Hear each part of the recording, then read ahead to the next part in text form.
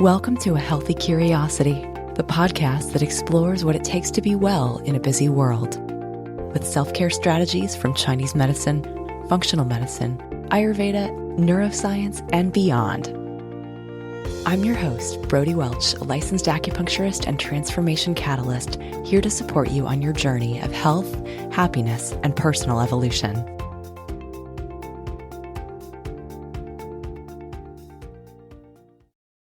Hello and welcome to today's show. Thanks so much for tuning in today. Sometime in this past month, September 2023, my Chinese medicine clinic, Life and Balance Acupuncture, quietly turned 20 years old.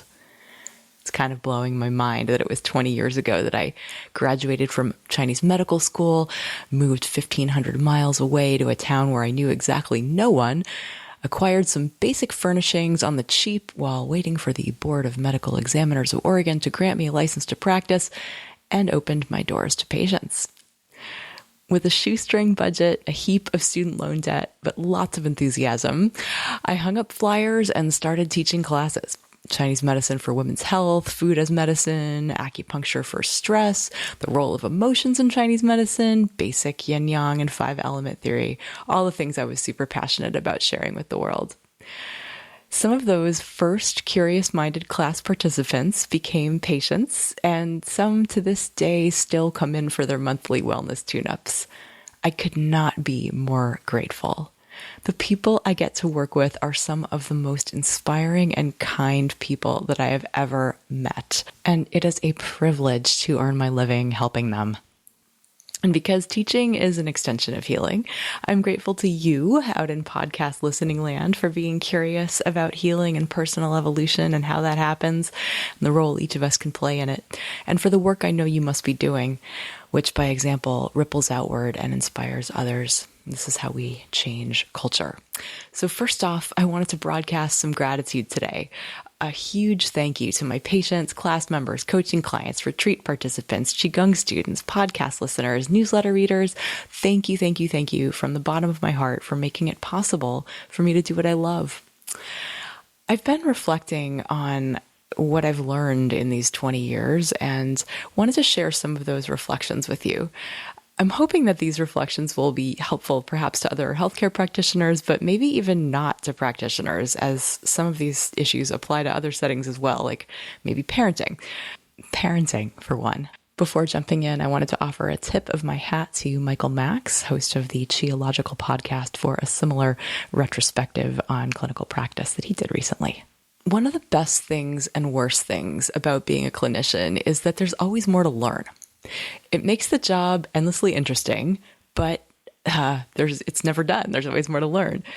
And I've got to say, it's really hard to not start with an apology for all those patients that I couldn't help 10 years ago or 15 years ago, but who I could readily help now with what I know today. But rather than be embarrassed by not knowing everything right out of the gate, as my more compassionate, wiser self would remind me, everyone starts somewhere, of course. That's why it's practice. Reflecting on 20 years of practicing medicine requires reflecting on what exactly the purpose of that practice is and what role a practitioner plays. What exactly happens in a treatment room and what doesn't. I'm clear on one thing, at least. I don't fix people. I can't. I don't heal people. It's up to the innate wisdom of each body and the life force that animates us to do that. In my clinic, I see myself as a catalyst for healing. A catalyst in the sense that I can get a process going, a healing process, that is. But in the chemistry definition of the word, a catalyst speeds up a process without itself undergoing a change. And that's simply not true. I feel like I change because I learn things from every patient that I treat. And learning things is necessary to becoming an expert. It's not just the 10,000 hours of practice that makes someone an expert, as people so often misrepresent Malcolm Gladwell. It's 10,000 hours of deliberate practice. Deliberate means going back and looking at the tricky parts, the things that didn't go as expected, the places that trip us up, and working on them until we can get through them more smoothly next time. It's recognizing the gaps in our knowledge and seeking to fill them. Each of us practitioners collecting a unique set of skills and modalities in our toolkit. A medical practice is indeed a practice in a very real sense. It bothers me when a treatment doesn't go as expected. A lot of times it prompts digging into books, looking things up online, reaching out to colleagues and mentors, or investing in a class so that I'll be ready next time. But that learning could be infinite. We can never know it all. And people are not textbooks. So there's studying, and there's also being in the moment with the patient. While we may have seen a particular condition before, we haven't necessarily seen this person before us before. And even though in traditional Chinese medicine, we do a differential diagnosis so that one person's digestive issues or headaches or whatever is going to require a radically different treatment from someone else's, it can be easy to just plug in the signs and symptoms into our diagnostic mental algorithms and miss something pivotal about the person in front of us. I remember a teacher of mine, Dr. Jeffrey Yuan, talking about how our past experiences, both positive and negative, can undermine our abilities because we're comparing this particular patient here to what happened last time we encountered a similar condition, which may or may not apply. And if it didn't go well, might be undermining to our confidence and our ability to treat the person in front of us. What it takes to help this person right here, right now, requires being right here, right now, with as much presence as possible. And it requires presence to be present, which means I can't stay up late before seeing patients. I have to make sure and ground myself in a morning routine and discharge as much of my personal baggage as I can before walking into the office via various embodiment and meditation practices that I've used over the years, and practice tuning into myself so that I can get out of the way and truly listen. Sometimes this feels like a sacrifice, but mostly it feels like necessary self-cultivation that allows me to do my best work. Really, doing my best work forces me to take care of myself so that I can take better care of others. Radical, right? That self-care is not selfish. Because I never want to be just phoning it in when someone's health is at stake. This means having boundaries. It means knowing my own energy limits and having rock-solid routines that I can count on to refill my batteries. I've learned that yoga and walks in nature and enforcing my own bedtime are as required for my ability to help people as learning more stuff and going to yet more workshops. Going back to what I said earlier, it's not me that does the healing. I've learned long ago not to attach my ego to my patients' sometimes miraculously dramatic success or lack thereof.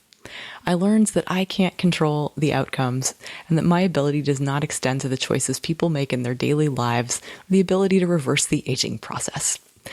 While acupuncture and herbs and lifestyle and diet changes can slow down the progression of degenerative diseases, none of these things are magic.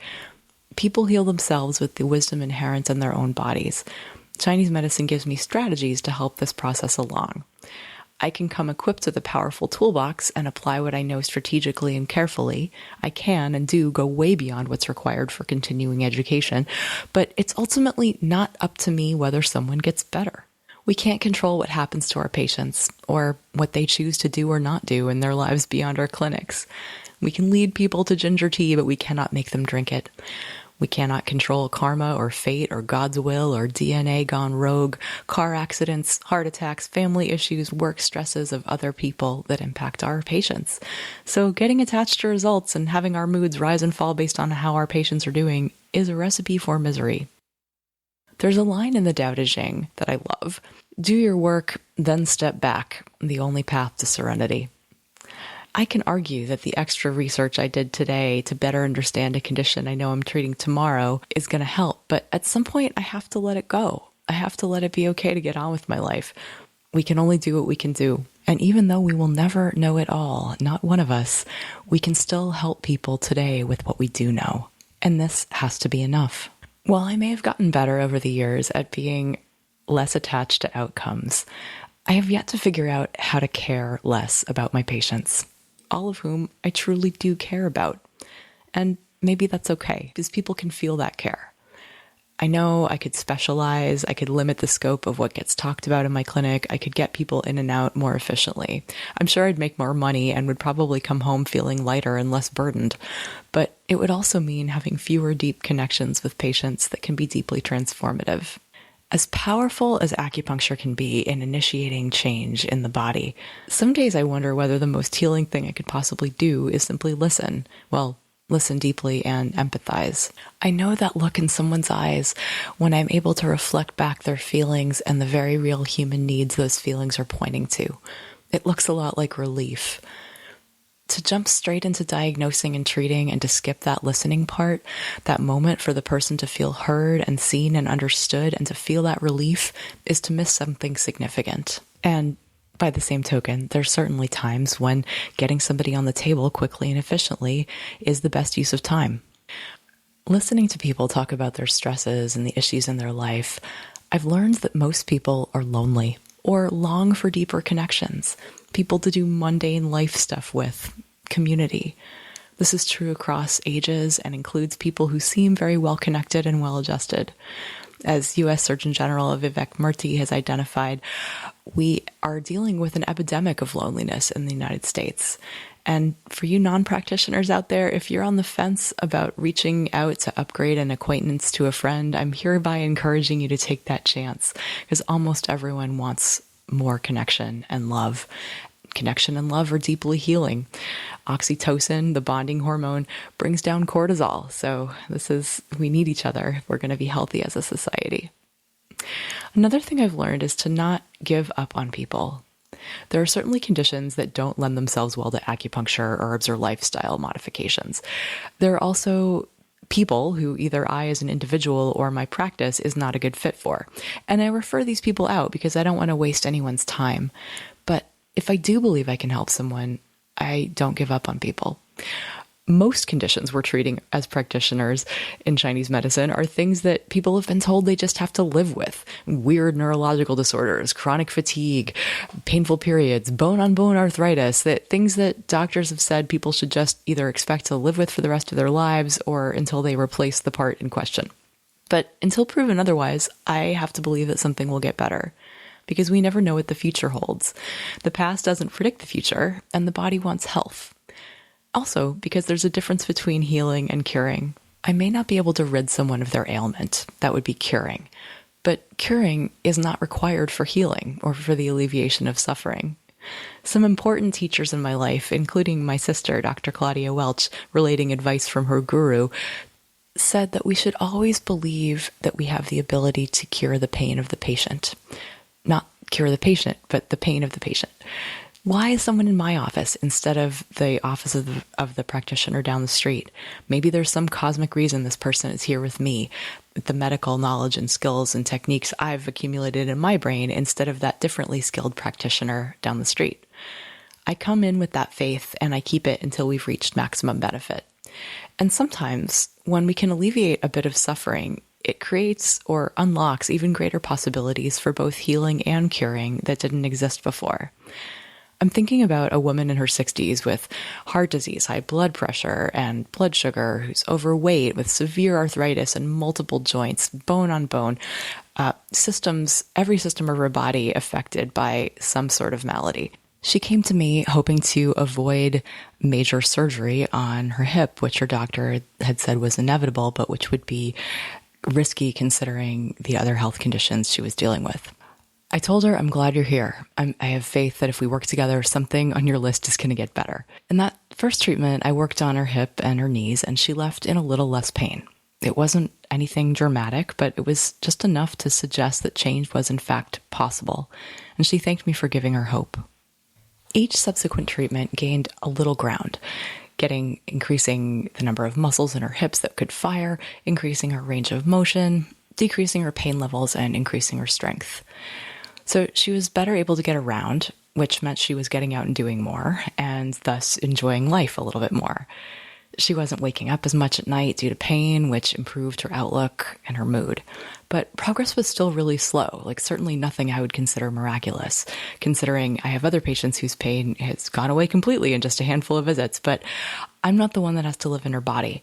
And to her, having the volume turned down on her pain, even for just a few days at a time, was a big deal. So who was I to tell her that this wasn't good enough or fast enough? She still had a bunch of issues that we'd touch on at the beginning of each treatment, and they would get better with herbs, but then they'd return. So I finally said, I can give you herbs that can help, but it's kind of like horses pulling a cart in different directions if you don't also address how you're eating. Is this something that you're willing to do?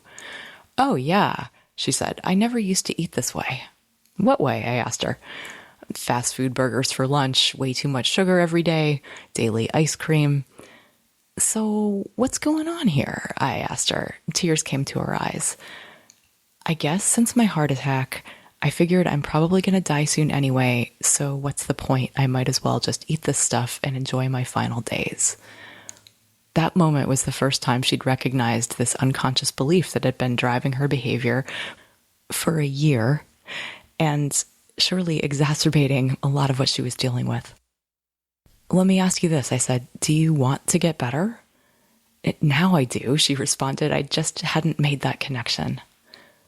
It felt like a powerful moment, uncovering this subconscious belief that was steering her in clearly a direction that she no longer wanted to go in, that was dictating her daily habits. So we then gamed out the easiest changes she could make that would make the most difference, like stop eating fast food and get salads for lunch. That's easy, she told me. Easy.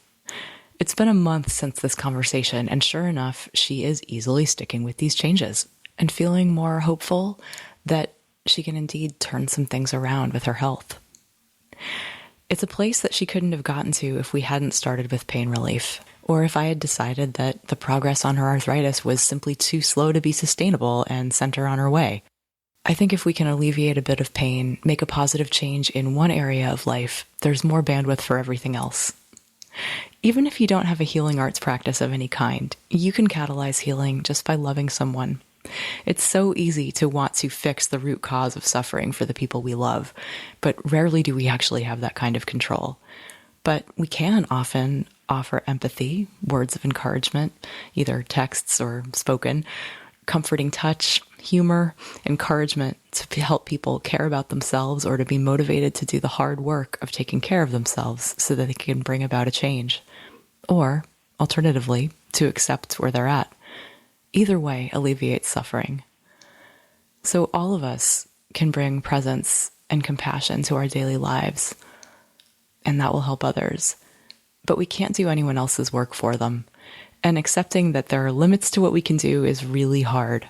It may actually be one of the hardest things there is, to witness the pain and suffering for others without the ability to fix it. It's the price we pay for caring about people. And it's a price I'll gladly pay, both in my practice and in my life. Thanks for listening to this reflection. I hope it wasn't too self-indulgent. Part of my growing edge is challenging myself to do things purely because I want to, and caring less about how it lands.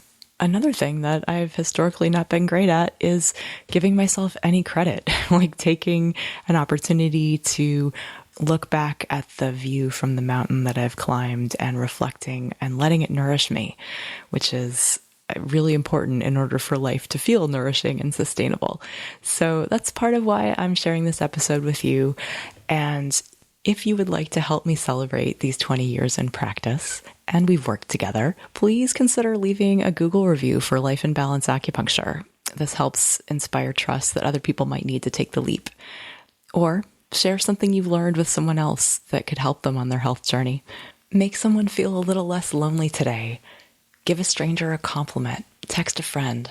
And of course, as always, please be good to yourself.